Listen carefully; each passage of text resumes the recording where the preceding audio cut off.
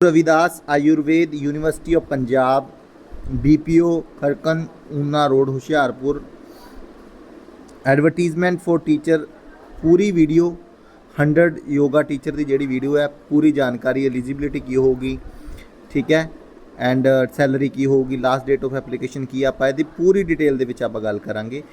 So video में पूरा and तक वॉच करना, तो यदा सिलेबस की होगा वो भी आप जरूर एंड ते जी गल अपन पता है वो जरूर तुहाडे नाल सांझी करांगे। So application are invited for the post of trainer yoga purely on contract basis है, तो प्रोजैक्ट है CM दी योगशाला।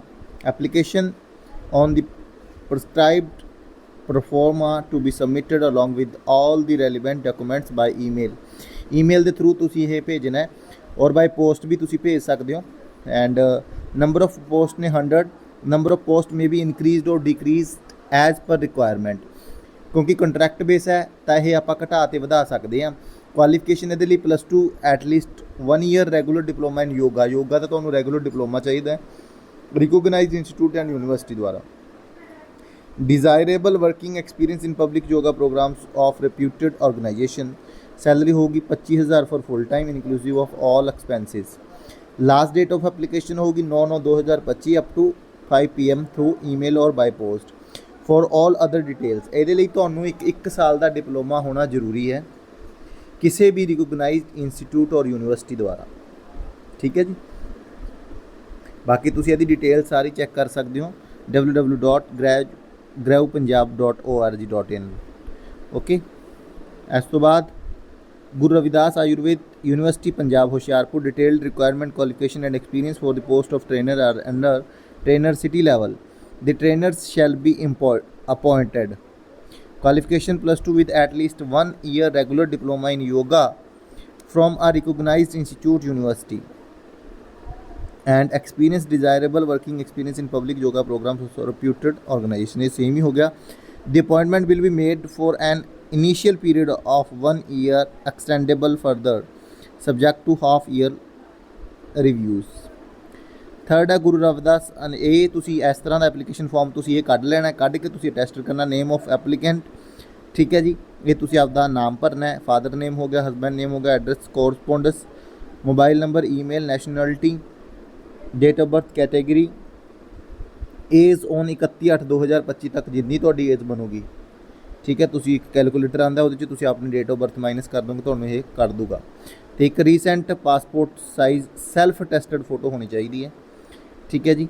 सो सीरीयल नंबर के एजुकेशन क्वालिफिकेशन की है तुहाडी, पहला मान लो 10th, फिर +2, फिर उस तो बाद हाई, फिर उस तो बाद high, name of board and university, name of institute college, year of passing and percentage हरेक दे मैंशन करने नहीं। मतलब सब तो पहला 10वीं 12वीं, फिर उस तो बाद जिहड़ियां हाईज ने वो एवें चलणगियां। डिटेल ऑफ एक्सपीरियंस, जे कोई एक्सपीरियंस हैगा तुहाडे कोल तां वो एक्सपीरियंस जरूर होना चाहिए, एंड कितना वर्क डन तुसी कीता उत्थे।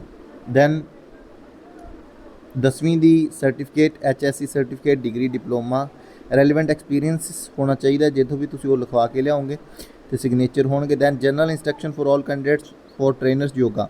The candidate must be a citizen of India, India का सिटीजन होना चाहिए, ये नहीं जरूरी कि पंजाब का हरियाणे का। So a candidate who has passed higher secondary examination for government recognized education board and has obtained a diploma in yoga science or equivalent or higher qualification is eligible to apply for the post of trainer yoga. The appointment will be made for an initial period of 1 year extendable further subject to half year reviews. All columns must be filled in the application form. No column should be left blank. Instead it should be marked NA wherever not applicable, जिथे not applicable है उत्थे NA लिख सकते हैं आप। The application form must reach on before 9/9/2025 तो 5 बजे तो पहला तुहाडा जिहड़ा हैगा वो पहुँचना चाहिए। The candidates who have submitted application online by post and found eligible after scrutiny will be informed by email के थ्रू तुहानूं ये भेजा जाऊगा। The candidate must have to bring hard copy of filled application form and all regional education qualification experience document. जो थोड़ी selection हो जाती तो तुहानूं ये चीज़ां नाल लैके जाएंगे तो वह TA ते DA नहीं मिलूगा। The candidates are advise to visit university website की वैबसाइट कहते टाइम टू टाइम चैक करते रहो। further updates ਦੇ ਲਈ the shortlisting of the candidate will be based on the criteria set by the university. The appointments can be terminated at any time by either of the parties at a notice of 1 week to the other party. The hard copy of filled application form, self-attested copies of certificate, testimonials, and all other documents, educational qualification must be presented before the selection committee ਤੋਂ ਪਹਿਲਾਂ ਇਹ ਤੁਹਾਡੇ date of interview ਤੋਂ ਪਹਿਲਾਂ ਇਹ ਤੁਹਾਡੀਆਂ ਚੀਜ਼ਾਂ check ਕਰੀਆਂ ਜਾਣਗੀਆਂ। The date schedule of interview will be conveyed later to the candidates who are found eligible for the post of trainer city level by email or through university website. Any further change in the schedule will be notified through university website. The university reserves the right to increase or decrease, ਇਹ ਤਾਂ ਤੁਹਾਨੂੰ ਦੱਸ ਦਿੱਤਾ ਵੀ ਪੋਸਟਾਂ ਘਟਾ ਵਧਾ ਸਕਦੀ ਹੈ। Fulfillment of conditions of minimum qualification shall not necessarily entitle any applicant to be called for further process of recruitment. Appointment against these posts shall be purely temporary and governed by the term and conditions set by the university. It shall not form any basis for the regular appointment in this university. The candidates working in any organization, including private organizations, claiming previous experience of working in government department, autonomous bodies, university under central state government shall have to include a certificate. ठीक है जी, ये private organisation का भी चल जाता है।